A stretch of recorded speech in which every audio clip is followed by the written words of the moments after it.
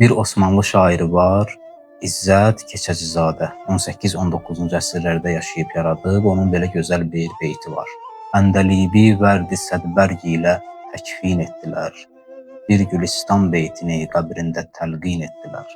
Bülbülü vərdi sədbərg ilə, yəni 100 ləçəkli güllə təkfin elədilər, kəfənlədilər və onun qəbrinin üstündə bir Gülistan beytini təlqin elədilər. Vərdi sədbərg 100 ləçəkli gül mənasındadır. Xüsusi bir gül növüdür ki, çoxlu ləçəkləri olur. Əslində ölünü parça ilə kəfənləyirlər.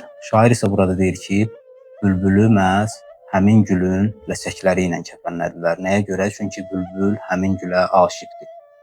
Və onun qəbrində Gülistandan bir beyt təlqin elədilər.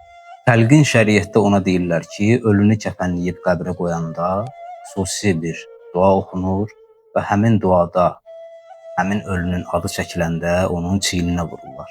Bu dua nə üçün edilir? Həmin ölünü qəbir sorğu-sualına hazırlamaqdan ötürü.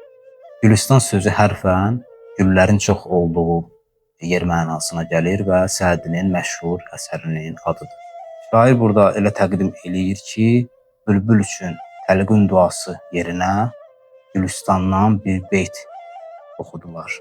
Yəni bülbül üçün ən layiqli kəfən onun sevdiyi gülün ləçəklərindən olan kəfən olar və ən layiqli, ən gözəl təlqin duası da məhz Gülistandan bir beyt olar.